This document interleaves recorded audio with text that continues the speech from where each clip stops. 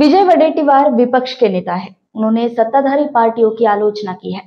वडेट्टीवार ने कहा कि ये सरकार लुटेरों की सरकार है।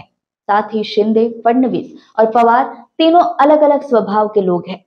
ये सरकार तिजोरियां लूटने में माहिर है। साथ ही सरकार राज्य को विकास के बजाय पतन की ओर ले जा रही है और अपनी जेबें भरने का काम कर रही है। ऐसी सघन आलोचना वडेट्टीवार इन्होंने की है। नहीं, ये कोल्डवार मैंने तो 3 महीना पहले ही चला था। 3 विचारों के 3 लोग और विशेष करके तीनों भी लुटेरों के सरदार हैं। तिजोरी लूटने में माहिर है। इनको तिजोरी लूटना बहुत अच्छी तरह से आता है और ऐसे माहिर लोग हैं। आज जो टक्का बढ़ गया है महाराष्ट्र में कमीशन का, वो 20% के ऊपर गया है। ये क्या चल रहा है महाराष्ट्र में? मुझे दिख रहा है कि ये लोग राज्य को विकास के दौर रास्ते पर नहीं लेके जाना चाहते। ये खुद की तिजोरी भरना चाहते, खुद के जेब भरना चाहते। इसीलिए ये सब लोग मिलकर महाराष्ट्र को बर्बाद करने पर तुले।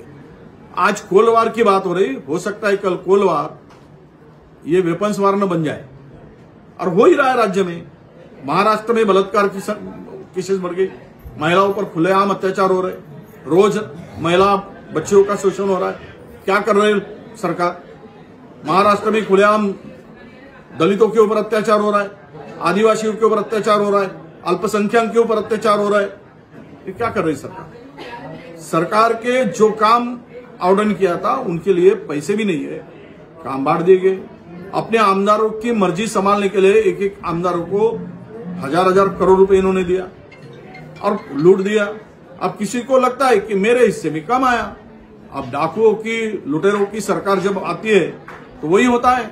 ये तो अपने हिस्से के लिए लड़ रही है, राज्य के विकास के लिए ये लोग नहीं लड़ रहे, अपने हिस्से के लिए लड़ रहे।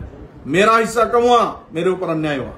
वो कहते हैं कि अभी ये देखिए, सरकार करके एक ज्वाइंट रिस्पॉन्सिबिलिटी होती है, सामूहिक जिम्मेदारी होती है। अब सीएम कहते हैं कि इनको हिस्से में ज्यादा मिल रहा है, डीसीएम कहते हैं कि वो ज्यादा लेके जा रहा है, दूसरा डीसीएम कहते हैं कि सब कुछ यही लेके जा रहे हैं, तो मैं अपने आमदारों को कैसे संभालूं? तुम आमदारों की मर्जी संभालते हुए महाराष्ट्र की जनता की मर्जी का भूल हो गया इनको, और महाराष्ट्र की जनता इनको छोड़ेगी नहीं। आने वाले दिनों में इनको सबक सिखाएगी, ये मुझे लगता है। ऐसी ही खबरों के लिए हमारे चैनल को सब्सक्राइब करें और बेल आइकन दबाना ना भूलें। साथ ही हमारे फेसबुक और इंस्टाग्राम अकाउंट को लाइक करें।